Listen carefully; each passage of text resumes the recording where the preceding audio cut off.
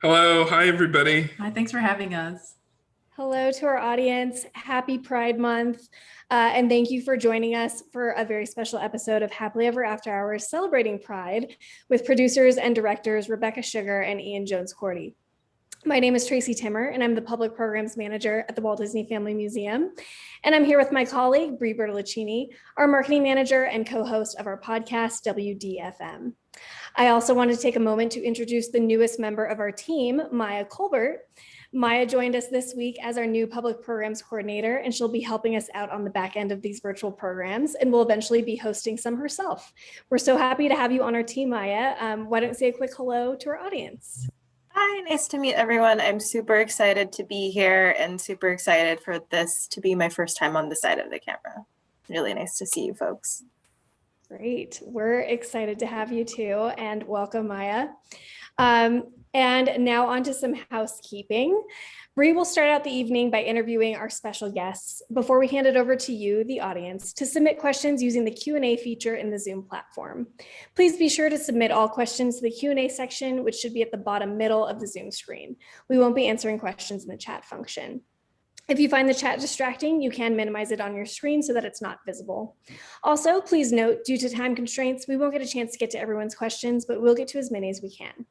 Additionally, we'll be reposting a recording of this event tomorrow morning at noon for anyone who missed it or just can't get enough. The recording will be available to everyone for 48 hours on our Facebook page. After its time, it will be available for members only in our members only portal on Vimeo. If you're a member, you can find the link and password in the member e-news that is sent at the beginning of each month. Your support helps keep these virtual programs going, so consider becoming a member at waltdisney.org/membership or consider a donation at waltdisney.org/donate. And now to introduce our very special guests today. Rebecca Sugar, who goes by pronouns she and they, is an animator, director, screenwriter, producer, and songwriter. They are perhaps best known for creating the Emmy-nominated and GLAAD and Peabody-winning series Steven Universe, on which they served as an executive producer, director, head writer, story artist, and songwriter. Rebecca is also the first female and non-binary person to independently create a series for Cartoon Network. Rebecca got her start as a writer and storyboard artist on Adventure Time, and before that, they were an independent comic artist and an animation student at the School of Visual Arts. Our next guest is Rebecca's spouse, Ian Jones-Quartey, who goes by he, him pronouns, and is an Emmy and Annie nominated showrunner, director, animator, and voice actor. Ian is the creator of OKKO, Let's Be Heroes, and co-executive producer of Steven Universe and Steven Universe the Movie. He worked as a supervisor on Cartoon Network's Adventure Time and Adult Swim, The Venture Bros. He's also well known for his webcomic RPG World, which won the Web Cartoonist Choice Awards in 2001 and 2002. So thanks so much for joining us, Rebecca and Ian, and welcome. Hi, thanks for having us. Yeah, thank you for all the deep cuts. Well, we're so excited to chat with you today, and our chat is blowing up. I love to see it. So I'm just going to jump right in, and hearing about both of your backgrounds, I want to hear, can you remember the first time you truly related to kind of a fictional character in a TV show or movie, and kind of who was it, and what was this character? How did it make you feel represented and seen? One of the things that always drew me to animation is that it's so easy and natural to relate. Like, the drawings are designed to be relatable. You have to project yourself into them in order for them to be real. So that's sort of a tough question because there were so many characters that I related to. Really, all the kind of nerdy characters like Lisa Simpson or like Dib from Invader Zim. Like any sort of outsider nerd was very relatable to me. I related a lot to, it didn't really hit me until I was much older, but I related a lot to Nightmare Before Christmas and Jack Skellington because as a Jewish kid, I didn't have Christmas growing up. So the idea of really, really wanting it, but never really being able to have it really struck a chord with me, and I really loved the music.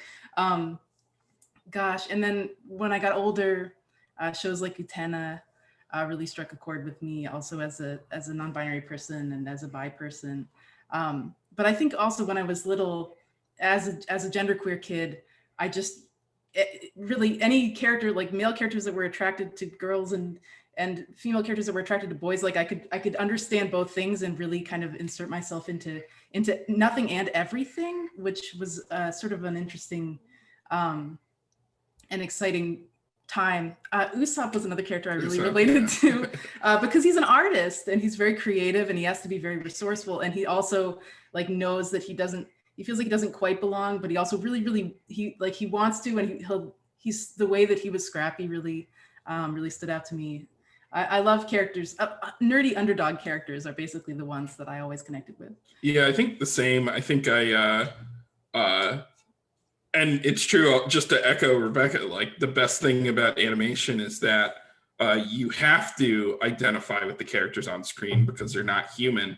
And I think I always really liked sort of like the underdog, scrappy underdog characters.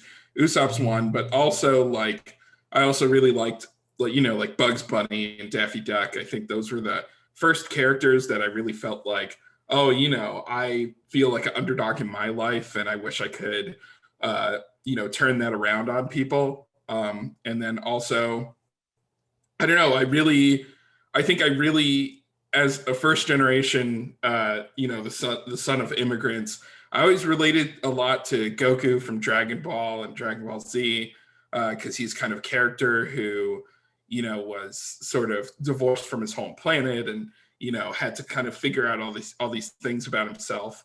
But I think it was really easy for me to see myself in characters from animation. And I think that's why I got so interested in animation. I always felt like, I felt like I was the Ninja Turtles and I was Dennis the Menace. And, I just really enjoyed the flexibility that animation provided me.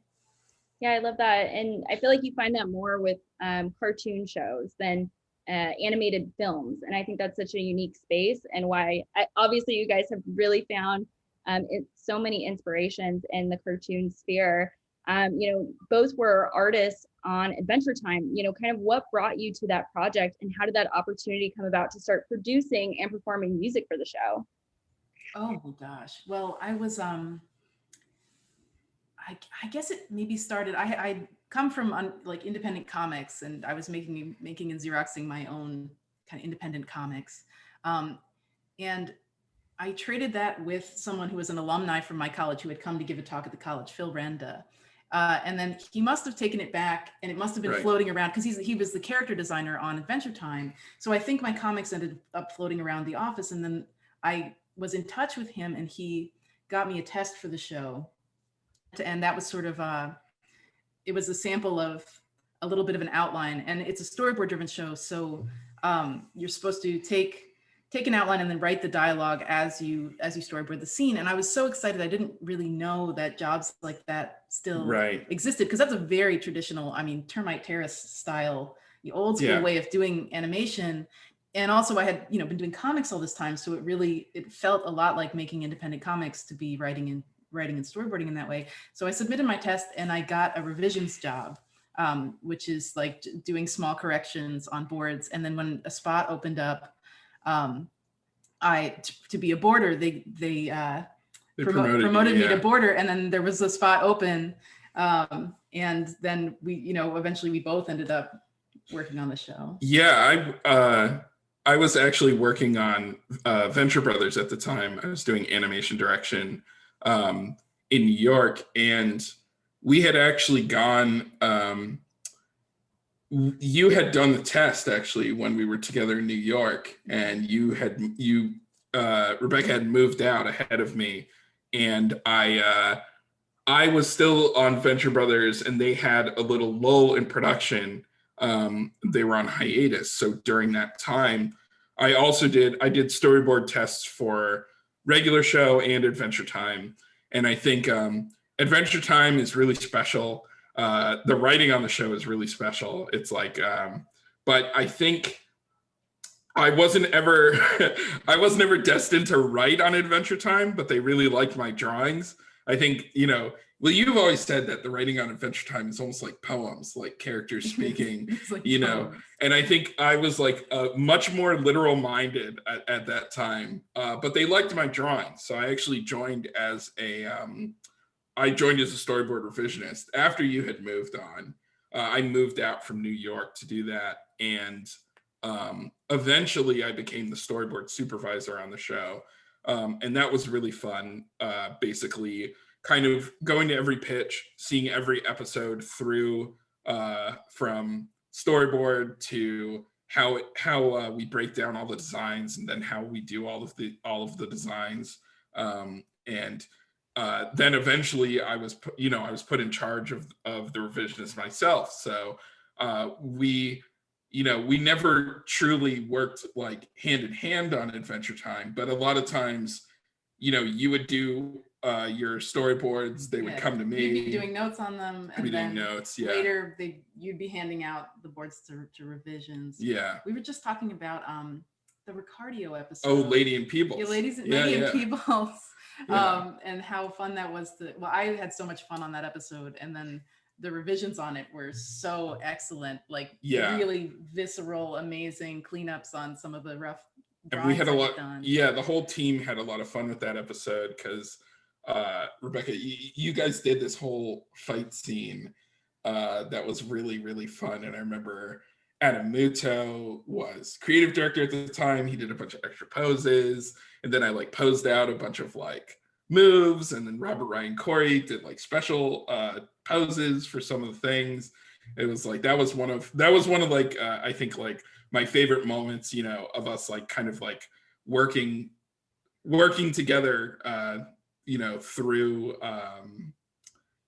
through the production. Well, it was amazing because we had been animating together already. Like when I was still in school, like Ian was helping with my student film and would ink a chunk of like there was a point where it's like you're even inking the bodies, and while I was inking the faces, and then I was helping with Knock Force shorts. Yeah, that's right. Which we were just making out of our apartment, and yeah. And so to be on a production and we're still getting to still get to work together. Trade these drawings back and forth and plus stuff, and it's really nice to also be able to kind of play to each other's strengths and be like, oh, I can't wait till this gets to you because I know you're gonna know how to fix this, and it's really stumping me.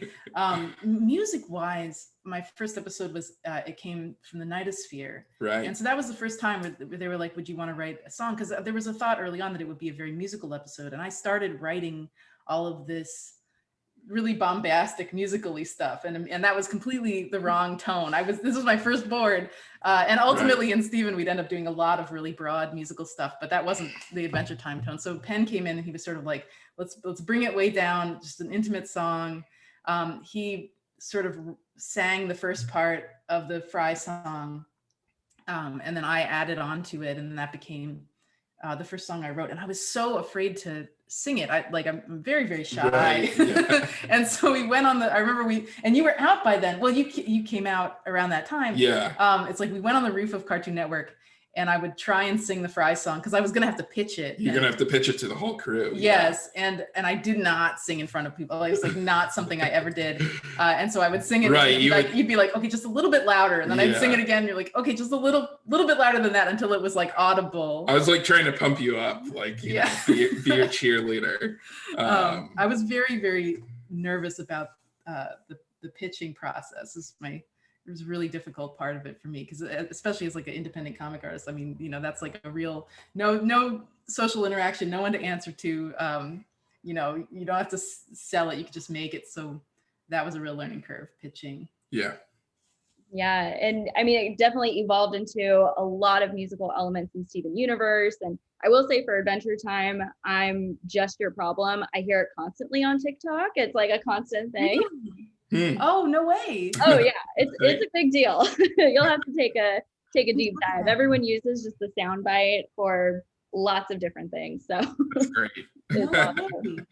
Well, Rebecca, I wanted to talk about, what was your process for pitching Steven Universe after working on Adventure Time? What was it like to go to Cartoon Network with this original pitch? Well, they actually reached out to me. They became familiar with my which isn't to say, I mean, I had dreamed of making an animated show since I was a little kid. So that was always like my distant horizon dream. It just I rocketed to it much faster than I thought I would. They reached out to me, and they were familiar now with my songs Yeah, they reached out to both of us around and the my same board and time. my writing. Yes, it was, yeah, they Yeah. were really seeing all the different voices that were emerging on Adventure Time and looking for what the next generation of shows would be. So we were both asked to come up with a pitch. And I didn't have it yet, but I immediately thought about doing something that centered around the character of Stephen, because he's based on my brother, and I'd always been drawing pictures of my brother, and all my characters were sort of a lot of them were loosely based on my brother. And working on Adventure Time, I knew, like, oh my gosh, if this goes, this could be, you know, the next 5 or 10 years of my life. So it needs to be something that I'm not going to get tired of, Yeah. that I'm really gonna love, and something that will be able to evolve. And I like to start a project kind of with something that I want to sort of figure out or explore, like a question I don't have an answer to yet. And my question with this show, I really wanted to figure out why these sort of hyper-gendered cartoons for kids had made me so uncomfortable. I always felt really guilty as a kid watching shows for boys, and I never had any interest in shows for girls. And I always knew that was like supposed to be wrong. And so I loved the thought of taking those ideas and kind of scrambling them, but I also wanted to understand why I had that kind of reaction. And also hear, you know, from the inside, like, what are the kind of notes that they give about what is and isn't allowed? This is technically something that was that's our demographic was boys 6 to 11, which I thought was amazing, because I liked shows that were for boys 6 to 11, and there was always this sense that they thought that wasn't actually what I wanted to do, except it was. So it was, I also wanted to find a way, I mean, part of basing it around my brother is that I ended up sort of being able to love shows for like boys shows growing up, because we would watch them together, and then like shoujo anime he would watch with me, and we each kind of gave each other permission to be guilt-free experiencing the other thing. And so I wanted the show to be that, to like be permission, where it's like, you know, anybody, like, this is a window into every genre that you weren't supposed to have. Like, nobody is not invited to this. And at the time, I think what I didn't really understand that I was going for, and what I learned over the course of the show, was that what I really wanted to do was make something for, you know, my young, for yourself, non-binary self, and for non-binary kids, even though at the time I didn't really have that language.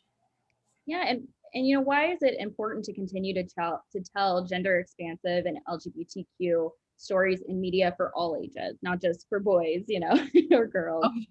Yeah. Well, I mean, that was always sort of ridiculously limited and untrue. I think, you know, part of the thing about, especially about like sci-fi fantasy and a lot of these stories, you know, the audience that they're paying attention to isn't necessarily the audience that's the most interested or that's even keeping it alive, you know. But the rigid categories that are defining so much of the media that I sort of had access to as a kid, you know, don't really make sense in a human way. They make sense in an advertising way, which is not, you know, doesn't have that much to do with our very human audience. I think, I mean, the reason it feels so critical to me, and I really realized this over the course of doing this work, you know, is that the exclusion of these stories, you know, the reason we didn't have it growing up was because of bigotry, was because of discrimination against content creators and discrimination against the content. And exposure to that bigotry, like being discriminated against during the formative years of your life by being deliberately excluded from this media. I mean, that's, you know, a deeply unfair thing to do to someone, you know, as they're developing who they are. And so it's only fair, like heteronormative cis kids shouldn't be the only children that are allowed to have cartoons or play, or, you know, imagine themselves in fantastical situations. Like, you know, as someone who grew up sort of latching on to all of these like sort of queer coded villains, and, you know, there were only really seeing moments of the fact that this, like even that, or sort of as a child in the desert of content, it was like at least some acknowledgement that this like was a thing that existed, even though you know, it was really so, you know, so negative and hurtful in a lot of ways. And I think a lot of the mission of Steven Universe was almost to create a sci-fi story where, like, the element that, you know, we were trying to portray to the audience is that that you exist, and you are worthy of personhood, and you are special. And I think that's something that's said in shows all the time, but we wanted to say it to the kind of audience that would catch on to this show. And we felt like at the beginning we didn't know who that would be, but we were putting a lot of ourselves and a lot of the things we thought into it. So whoever those people were, us as kids, needed to hear that lesson too. There was just it felt, in the beginning, it felt really exciting because it was like, what if you could see this, but there's no punchline. Like, it's not a joke. Like, this character's just great. This moment is just something everyone likes, that felt so exciting. And then it was like this slow dawning realization as we were getting this stuff through, that it's like, what did it mean that we had never seen that? Like, what does it mean to have grown up just being saturated by everything but any form of affirmation? And I really felt that as a bi kid. I had so much material in terms of how to understand like the feelings that I was having, like feelings of attraction towards boys, and just radio silence for the feelings that I was having for girls and for women. And to go even further, it's just like those feelings of for bisexual people, or just people who hadn't seen themselves anywhere, the idea that you only got to see yourself if you were the butt of the joke or the villain or something else. And people exist regardless of whether people want them to or not. And so in order to present those people just as characters, I think was something that just felt really natural to us. Yeah, with dimension and with flaws. And it was nice too to sort of be able to create characters who were dealing with insecurities and anxiety that were sort of being able to be within the context of this elaborate metaphor that we were constructing. Like, we could, and even just in terms of being able to, it was hard to talk to the team about a lot of this stuff, but being able to do it through the story made it such a joy to navigate, and really made it possible for me to talk about a lot of things that I frankly hadn't spoken about to my own family or my very close friends. I love that. And I think that that's I can't wait to see the generation that is, grows up just having been represented on television and in shows and TV, and especially cartoons. Animated cartoons can be anything in the world. So why not be representative of all people? Really revolutionary thought there, but I'm so glad that you both are, really putting it out there, putting out such incredible work. And in having worked on Steven Universe, what did you take away from working on that to develop your own show, OKKO, Let's Be Heroes? Well, so as Rebecca alluded to, we actually were doing the pilots for both shows at the same time. And I think we always felt like, if one of these goes, we'll get to work on, the other person will get to work on the other person's show. And Steven was ready to go, and they wanted me to develop OKKO further. So we just kind of plunged headfirst into Steven. And I think a lot of my storytelling instincts came from, the formative work that we did on that show. I had been telling my own stories forever, but I think that this was my first time to sort of be in charge of a collaborative storytelling experience. And from that, I basically, one of the things that, I think the thing about OKKO is that it shares a lot of DNA with Steven Universe. I think it's, it's a little more hard comedy than Steven Universe is, but that exists in Steven Universe as well. And a lot of the empathy that exists in Steven Universe and pathos also exists in OKKO. It's just the ratios are a little bit different. But, I mean, at the end of the day, it's like, a lot of the things I learned on Steven, like, making sure that you're just authentic to the characters and that you're not selling them out, and you can do as many outlandish things as possible, but it's important to, have those little moments where you feel like the true friendship between characters. That was really something I took away. You feel like, Oh I making a face? I don't know. I was wondering if you thought of something that I didn't think of. Oh, I mean, there's so much in Steven that was you. Yeah. So that stuff all is very much in OKKO. I mean, I think that's true. The way that Steven was sort of such an excited, ambitious, little hero really was KO. And I think it's funny because like when you left, Steven just slowly became a miserable teenager, which is very much me. So like that part I think really KO and very Ian. And there were a lot of like elements about the world building. Like for instance, at first Steven's world wasn't really filled out. And I think one of the earliest things I came up with was the boardwalk.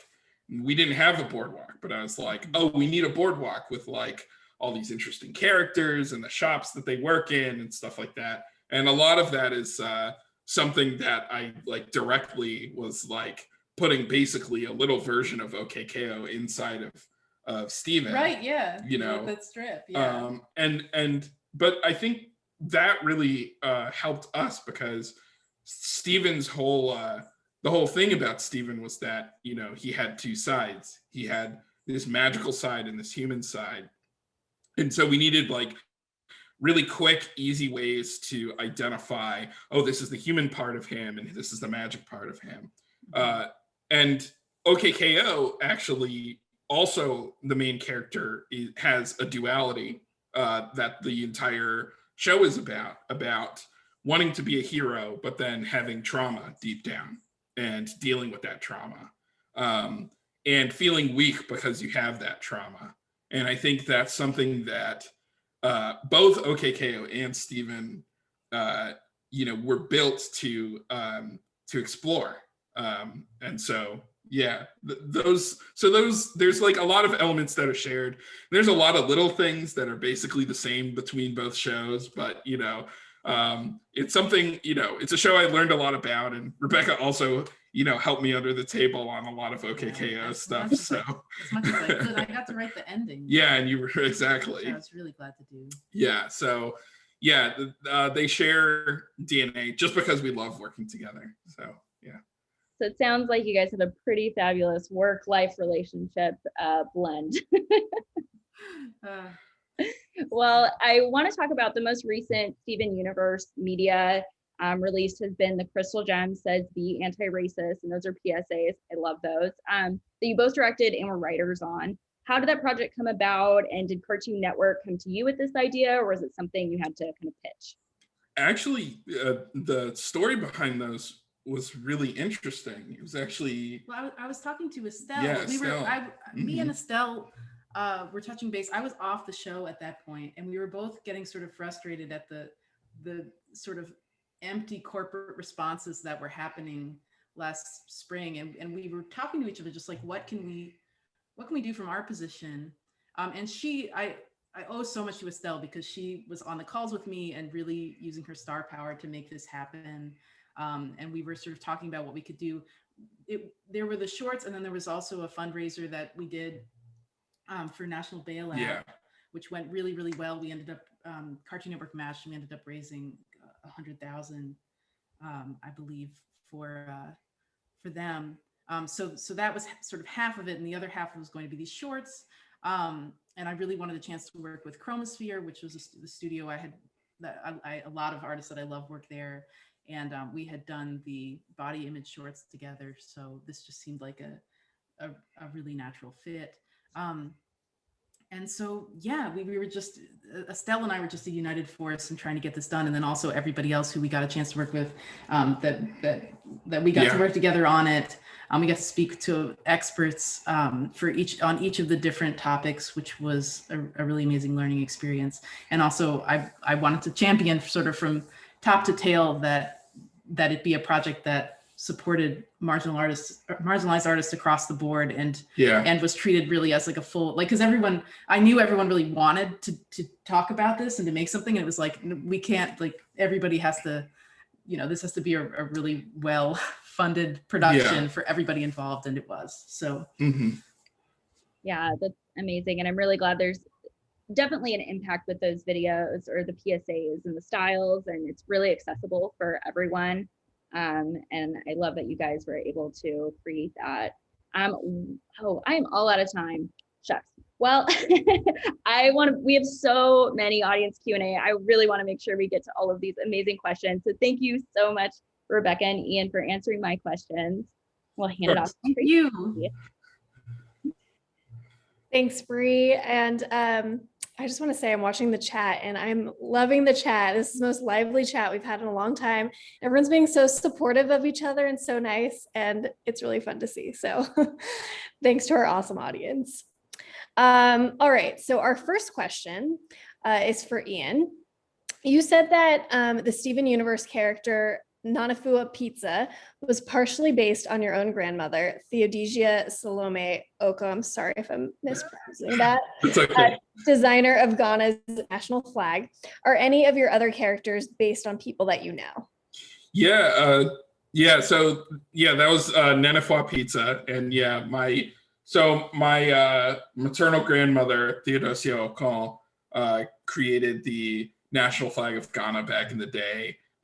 And she was always like inspiration to me. Growing up with an artist like that in the family was basically my permission to do like art. And I don't know if I would be here if I didn't have her. So, the character is kind of based off of her. And is also kind of based off my family. Like, the pizza's the daughter, Jenny, that's like literally my cousin. We just kind of like came up with a character for her and put her in the show. I think it was just like we named it after her and it was based on her, but we never ended up changing it. Right, yeah. But also, I don't know. I think so much of the stuff we worked on was completely based off of not particular people, but a lot of like recurring archetypes, friends that we had. Like for instance, on OKKO, I mean, Enid, actually, a lot of it is based off Rebecca. But, yeah, maybe. But I mean, and actually, to be honest, like, any sort of like group of two characters they're usually us. It's usually the two of us. So it's like, Rad and Enid, or Boxman and Venomous, or like, Ruby and Sapphire. Ruby and Sapphire, obviously. Yeah. But I think like Amethyst and Pearl. Amethyst and Pearl, yeah. And I think like and that just ends up sort of like recurring through like almost everything that we're gonna do. But yeah, I think a lot of that stuff, also, I mean, in addition to that, Enid is also just based on a cashier that I saw one day. Well, I used to work at a supermarket when I was a kid, and I was a little younger, and I always looked up to the slightly older kids, and that was something I carried through, and I was trying to figure out how to put that in the show. I think we were just like at the supermarket one day, and the cashier was just like so deadpan, and I think one of the bag boys was like trying to flirt with her and was like, "How you doing today?" And she was like, "Well, I'm here, so." And I was just like, "That's it. That's perfect. Like, that's the person who I've worked with in retail so many times, the person who I've been so many times." And I was just like, that's it. And I think there are always those like little moments that like lead to creating those characters. Like in OKKO, Mr. Gar actually was based off of he was based off of a vice principal that I had in high school. Our high school had 3 vice principals. There was one vice principal named Mr. Sandoval, Pepe Sandoval. And he I remember we were just in science class and we were watching the yard from the school, and we saw 2 kids inching their way towards the gate in the fence. And then they just looked at each other and they were going to cut class. And they just started running for the edge of the school grounds. And we were like, "Oh man, they're gonna cut school." And then out of nowhere comes Pepe Sandoval, and he's just like running across the thing. And we're all like, "Oh my God." And then he just like jumps and tackles both of them. And it was just like, "Oh, I see. That's like a that's like what a real like authority figure is like. And it was just like one of those like moments, like everybody in the science class was like, oh, you know, and we were just like, I always kept that in mind, because I was like, oh, I think if I want to make like kind of like authority figure who's like a vice principal, you're kind of like annoyed at you don't like being under their thumb, but you have to just be like, dang it, that was kind of cool, you know. Like little moments like that, just, you know, they stick with you. I think you really have to sort of like remember all those weird things in your life, and then you can just kind of take those moments and turn them into characters, you know. Totally. And I imagine as artists, you're always kind of, whether you're aware you're doing it or not, you're probably always kind of on the lookout for inspiration, past and present. And you never know when it's going to strike with a grocery checker. All right. Our next question is from Tanya. What would you consider your biggest accomplishment in the field of animation, and what are you most proud of for both of you? Oh man, you want to go first? Yeah, I think it's tough because you know, the thing that I revere above all is getting to do interesting creative things with different people. I think more than any award or any placement or any plaque or any trophy, I think the feeling of discovery when you get to work with another person, you know, for me is you know, the greatest feeling. And it's the thing that I got in this profession to do. So it's almost it's almost kind of hard to say biggest accomplishment, because that's like something that's, I guess, gonna keep going sort of forever. I think, you know, I've kind of stopped thinking in terms of, oh, I'll do this and then I'll be accomplished, and then I'll do this and then I'll be accomplished. It's sort of like a continuing, it's sort of like a continuing it's sort of like a continuum of great things and great people who I get to work with. So yeah, I it's tough. I just look forward to doing more work, meeting more people, collaborating with more people, and doing more like creative things with people. Yeah. I don't know. Do you have a specific thing? I mean, I think I'm really proud of the ways that we were able to contribute to breaking down the barriers for LGBTQIA plus content in kids media. I mean, a lot of us were trying to do it. And I do know for internally, you know, particularly building up, I mean, there was starting back on Adventure Time, but particularly building up to the wedding, to Reunited, which we were actually pitching for an entire year before they finally agreed to it. That starting in like 2015, we were trying to pitch that to really see the way internally things transformed from the pushing over, you know, that first half of a decade, and then keeping it going for the second half of the decade. Yeah.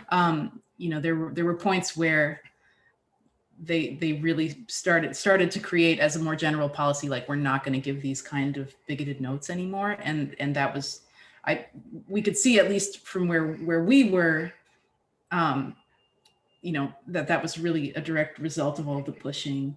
And then to be able to see, I don't know the inner workings of other studios, but I see the material that's being made, and to see the things that are possible now that weren't possible a decade ago, has just been really, really astonishing. And I am really proud of the part that we were able to play in that change. Yeah.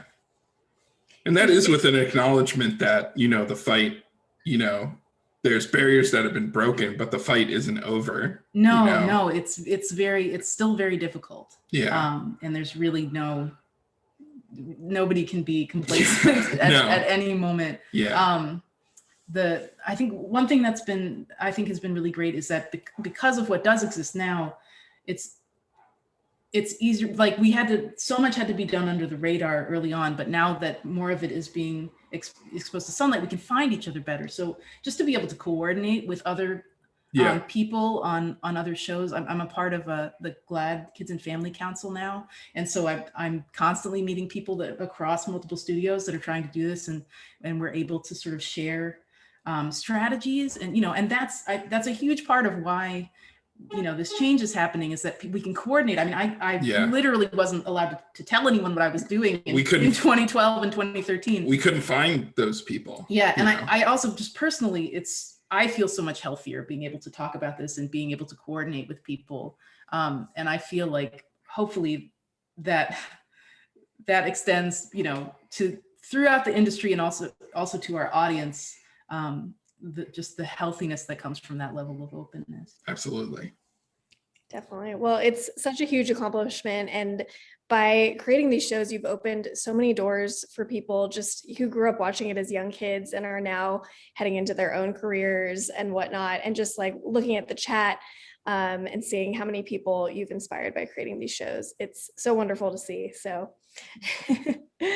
all right. Our next question is from Candace. What advice would you give to queer creators seeking to tell queer stories in TV animation? Oh, do it. Yeah. You never know what else. Do it right now. It's and just also take care of yourself. I'm trying to think of my mind is spinning through all the things like, persevere, just keep pushing. Don't take no for an answer. But that can be really just emotionally exhausting to have to really put yourself in the position to be navigating that. So also like really take really good care of yourself, really take your time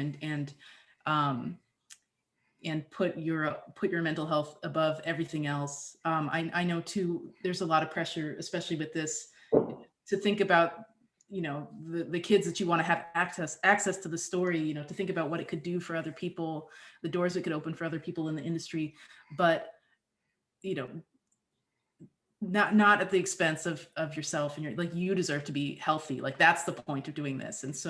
And I think also, and hopefully this is less true for people who are younger, but I grew up really not feeling like I had the right to want to be healthy, and to want to take care of myself, and to just, and to belong in various places,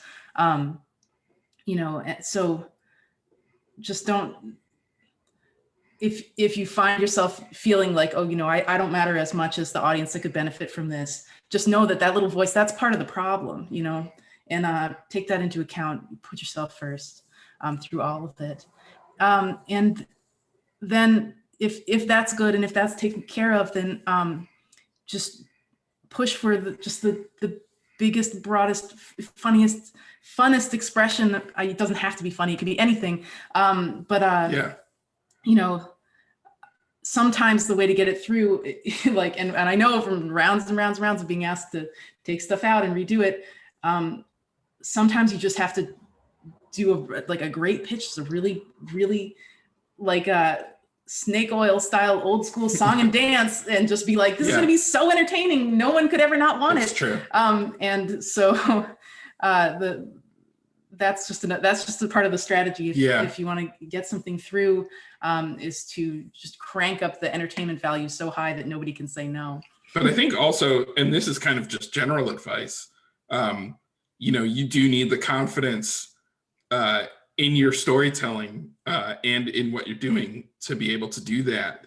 And so I think, similar to what you said at the beginning, it's just the real thing is to just do it and do it now. Start thinking about it now. Start creating your characters. Don't save it for television.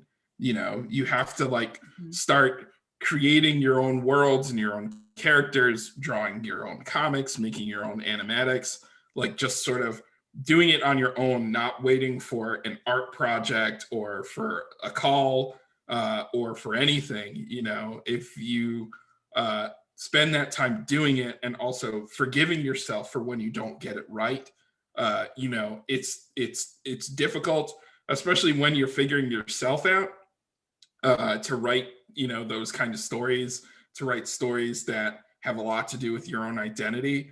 And I think you do have to let it be messy. You have to let yourself get things wrong. You have to, you know, let yourself trip.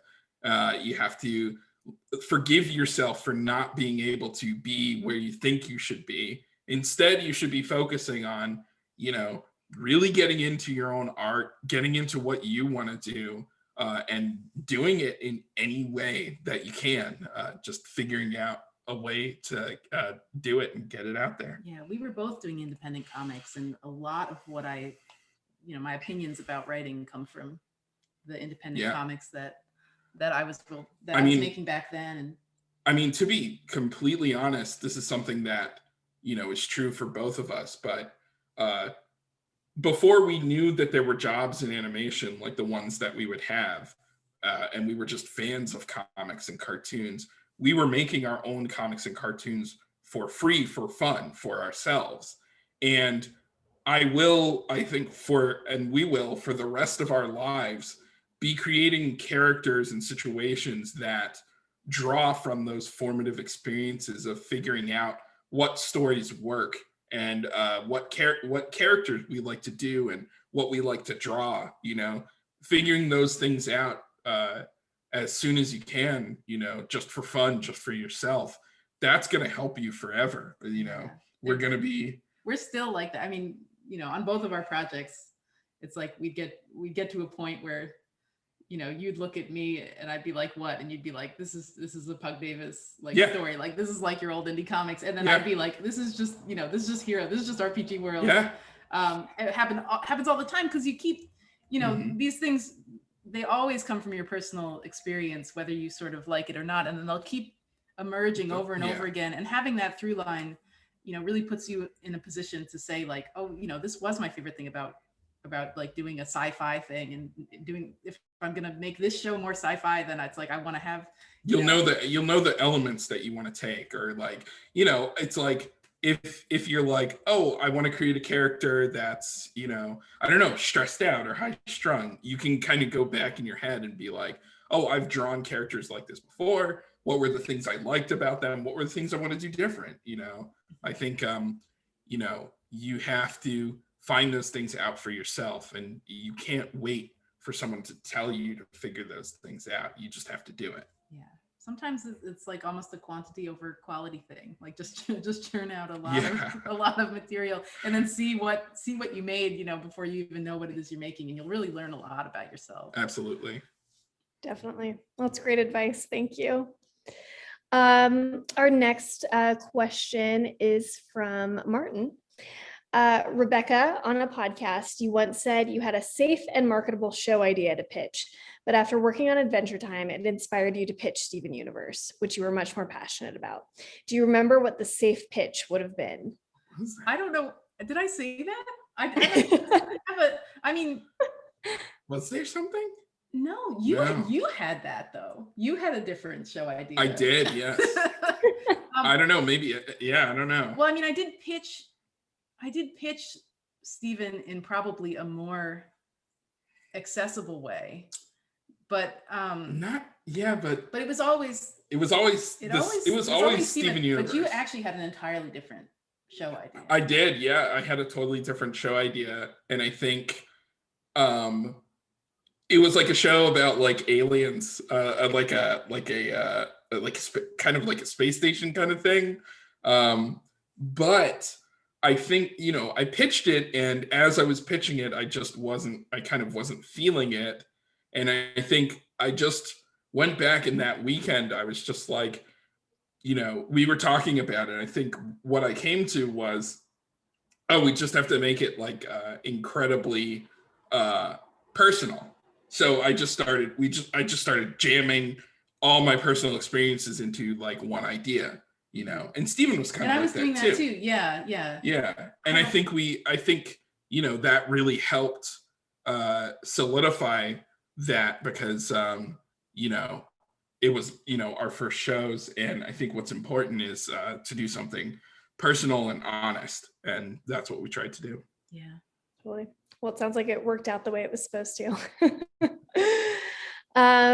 All right, our next question is from Rachel. Do you have advice for someone looking for work in visual development? Visual development. I mean, in general, I think for any job in this field, having a lot of personal work is always huge. For Viz Dev, I think in terms of the Viz Dev artists, I know they have a ton of personal paintings. They have a really personal opinion about the way they want their own paintings to look, and a portfolio that's full of studies from life and just a variety of different approaches. So yeah, I would say just build. I don't want to say build up a portfolio, because that makes it sound like everything is kind of catered to the person who will ultimately look at it. I would say just make a bunch of personal art that really is reflective of the type of work that you would want to do. And this is kind of like what you just said before, like you don't have to wait for somebody to give you that role to do the art part of it. You kind of have to form your own sort of visual opinions and your own kind of bag of tricks. And I think you only get there by doing the work, and finding the community that understands the work, or doing the work for a story you want to tell. But when you have that, voice, when you develop that artistic voice, people will seek you out so that you can, want you to do your thing in their project. And that's the best case scenario, is to create work that is distinctive enough that that someone will say, I really want to develop my world to look like your art. Totally. We've talked to some other speakers on the show about similar things, and I think a lot of artists, myself included, fall into that trap of like, you really admire someone's work, and so you kind of, maybe not even meaning to, you kind of put that into your own work, and your work starts looking like these artists that you really admire, but those artists are already out there. Everyone's already seen that work, and that's not typically what art directors are looking for. They're looking for someone's own new voice. So I will say though, there's sort of I think when you get kind of deep into this, there's a flip side to that too, which is that we both love when we can look at something and be like, oh, this person loves that. And they also love this, like seeing someone like stylistically, I've really, at a certain point, I sort of stopped thinking about things as style, like the people deriving elements of style, and started thinking of those things as, agreeing with someone else's choices. Like if you start to think of artistic choices instead of artistic style, then you can be like, I love the choice that this artist made. I love the choice that artist made. And then you start to be a person that agrees or disagrees with choice. Then you're not saying like, this art is good, this art is bad. It's just like, I agree with this choice. I don't agree with this choice. I would love if there was art like this, but that made choices like this person. And that's when, looking at a piece of art starts to feel like a conversation that you're having with that artist, where it's just like, oh my gosh, I totally get it. I love that thing too. And interpreting somebody else's ideas kind of like through your own head.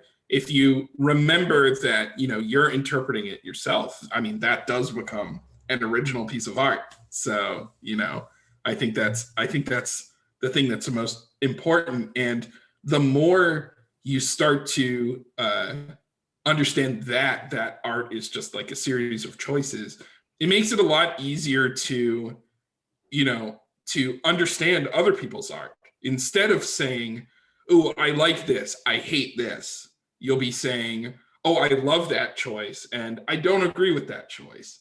Instead of just feeling like, well, this artist is bad, so they did bad work. You'll understand that that we're people and we can make different choices and different ideas, and that we all have different ways of interpreting those things. And you'll have, I think, a deeper appreciation and relationship with not only your art, but the art of other people, the art of people who you love. There's nothing more fun than, listening to a song and then being like, oh, I think they were inspired by this thing. Then you listen to that song and then you're like, oh, actually, I heard that was inspired by this. And then you kind of realize that the different choices that people made, but also their own personalities, it really adds up to like a full piece of art, Yeah, I was just listening to a Paul McCartney song from the 70s, and I was like, oh, I think this must have been when he was they were all hanging out with Harry Nilsson, because you can like hear a little bit of that.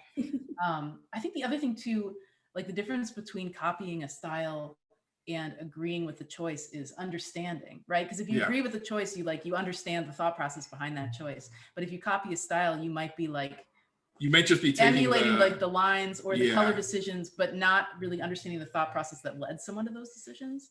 So that I think is really the distinction between those kind of approaches, and also why your personality shines through, because it's like you're sharing this understanding with another artist as opposed to sort of just taking the surface repeating details. With it, without a holistic understanding. Exactly. That's a really great way to explain it, as a choice and agreeing and disagreeing. I love that. All right, our next question is from Lake. Can you talk a bit more about the barriers you encountered in getting LGBTQ representation in your shows and how you navigated those barriers?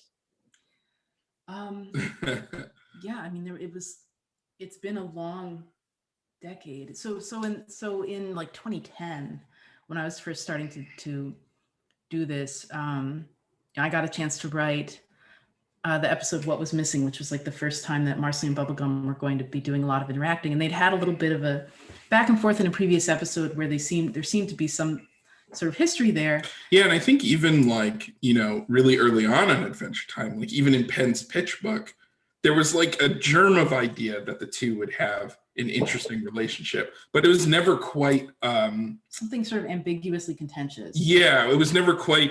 I don't think anybody had really decided on what that was. Yeah, and so I at the time I pitched sort of to my storyboard partner Adam Muto, who would later end up running the show. Yeah.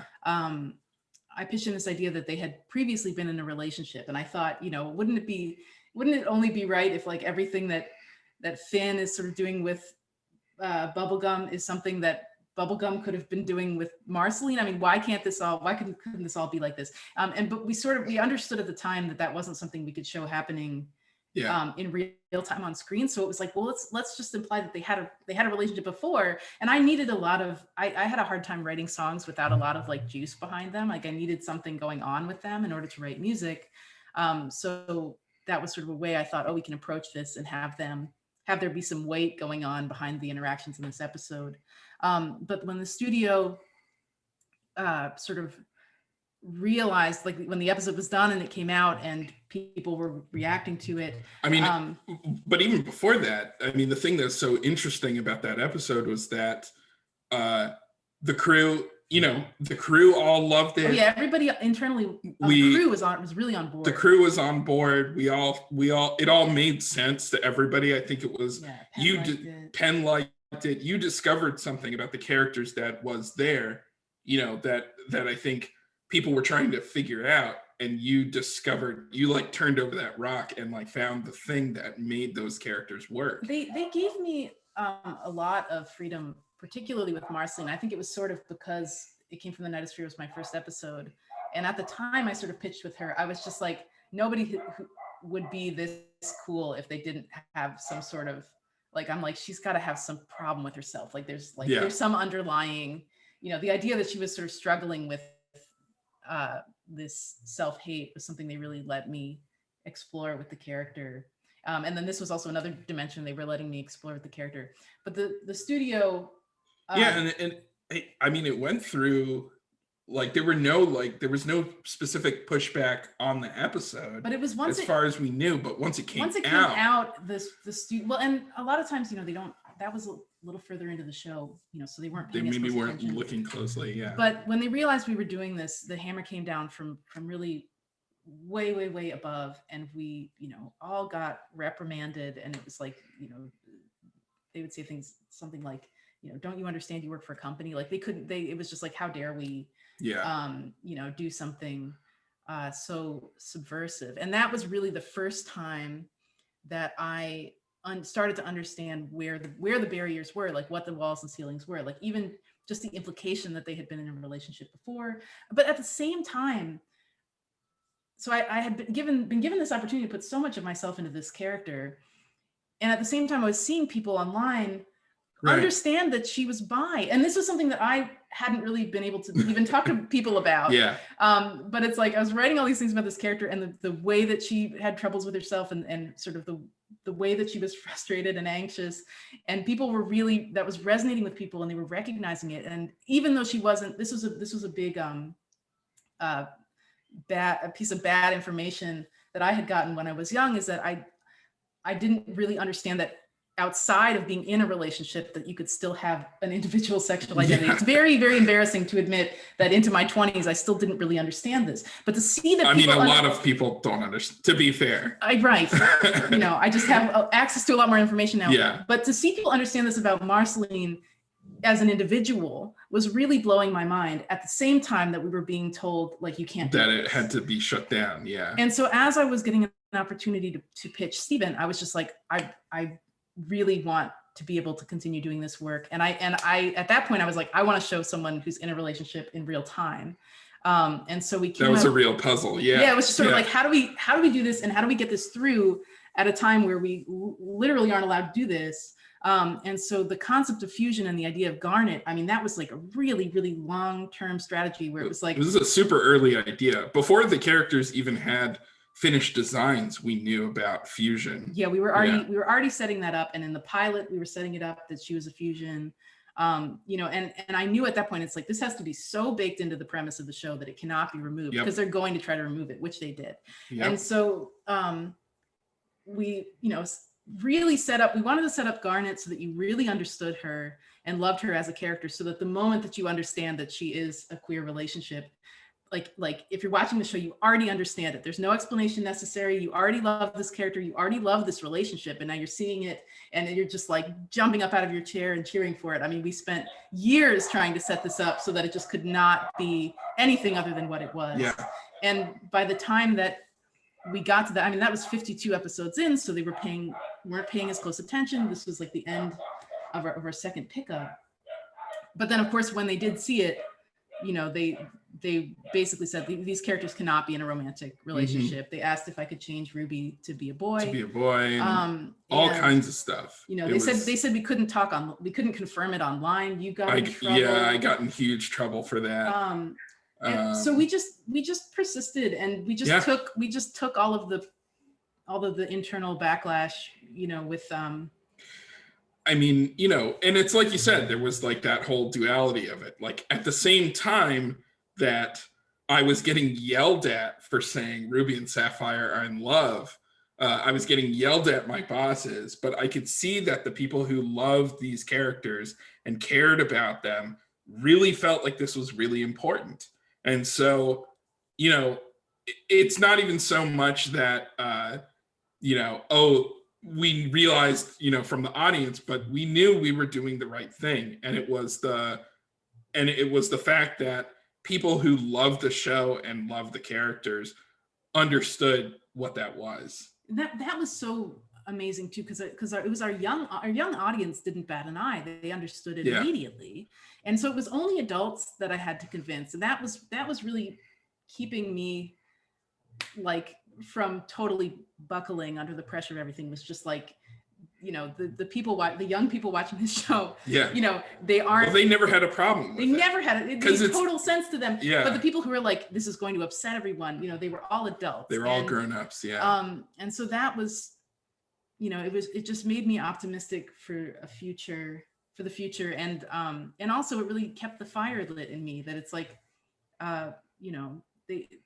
I don't want these kids to grow up to feel like these adults do. I want to be a part of a change of mind there, even in just a very small way.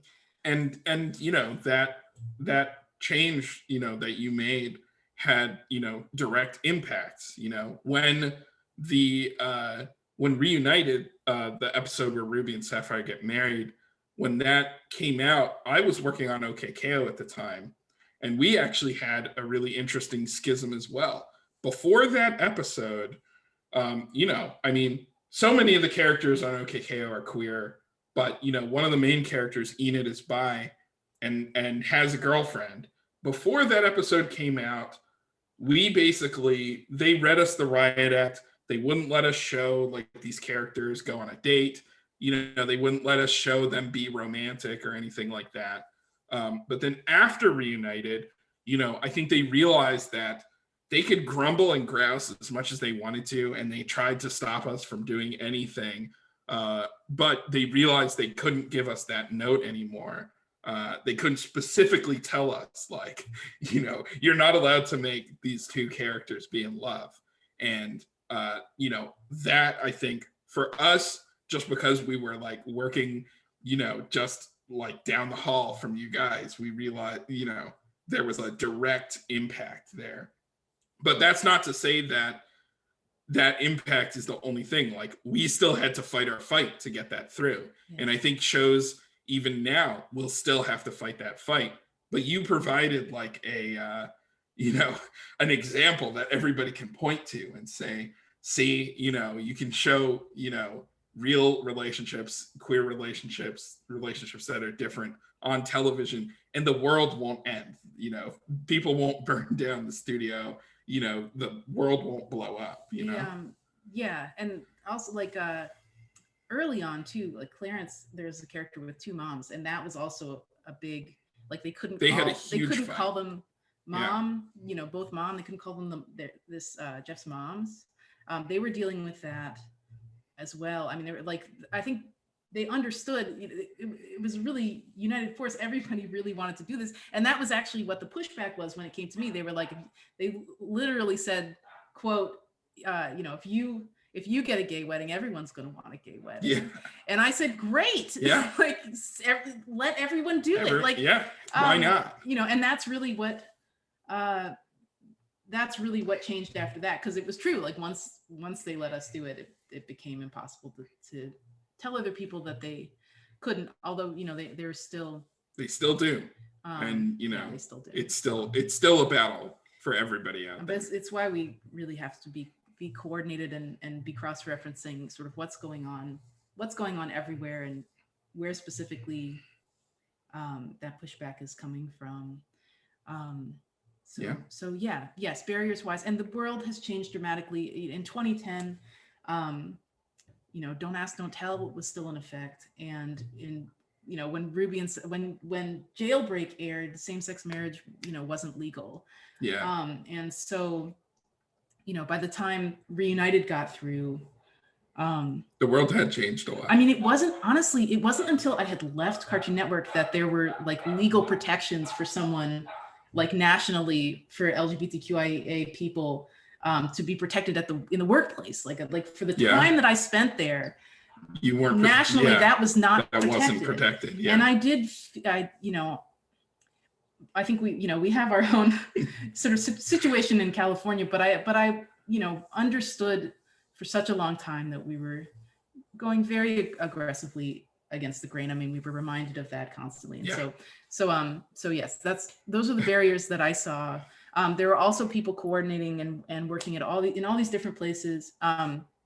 GLAAD's Kids and Family Council did already exist. I just had no way to find them, which had members like Christy Reed and Chris Nee, and who were fighting internally there to try and get a kids and family category, which didn't exist until 2017, I think. Yeah. Stephen was actually nominated for a GLAAD Award before there was a category for kids, and at that time, the idea of doing this for kids was so out there that even people who were like fighting the fight were like, oh, you know, but for kids, like that was like the bridge too far. So it was really, but that also really lit a fire in me, because I could see that was the root of so much of this bigotry, was the idea that there's something inherently adult or inherently subversive about these ideas. Right. And to be able to address that through media for kids was just such a clear, just clear as a bell way to say that's absurd. Like, why would this be any different than heteronormative content? Mm-hmm. Well, you guys have done so much for the LGBTQIA art community, family entertainment, everything. And it's so inspiring talking to both of you. I really appreciate you both being here with us tonight. We're unfortunately out of time. I feel like we could spend 3 hours with you both. There are still 71 questions in the Q&A. I'm so sorry. Oh, no. Sorry, everyone. No, but it's been so great having both of you here. This has been such a special event for Pride for us. And we really appreciate you taking the time to be here with us tonight. So thank you. Thanks so much for having us. Thank you. And thanks everybody for coming and asking questions and, just hanging out with us. Yeah, thanks for having us both on. This is really nice to do this with you. We're thrilled to have you anytime. We'll try to get you to the museum sometime soon too. Yeah, that'd be great. Great. Well, and thank you so much to our awesome audience. You guys have been amazing tonight as well. Even though we've reopened our museum doors, we are continuing to roll out exciting virtual programs. So don't forget to sign up for our e-news and follow us on social media for the latest announcements, and visit our website calendar at waltdisney.org/calendar for our current schedule of offerings. Coming up on July 7th, join us for Happily Ever After Hours with Vice President and Executive Creative Director of Lucasfilm, Doug Chang, as he discusses his prolific career beginning as an animator on Pee-wee's Playhouse to now becoming production designer on The Mandalorian. Members of the museum get the scoop and priority access to all programming, including our virtual programming like Happily Ever After Hours, and extended access with our members only portal, where we will host recordings of all of our Happily Ever After Hours. So visit us at waltdisney.org/donate to help support all of our virtual programming through either donations or membership. Thanks so much for joining. We hope you and your loved ones are happy and healthy, and we look forward to seeing you at the museum in the future. And happy Pride. Thanks so much, Ian and Rebecca. Thanks, everybody. Thank you so much. Thanks for having us. Good night, everybody. Good night. Have a good weekend.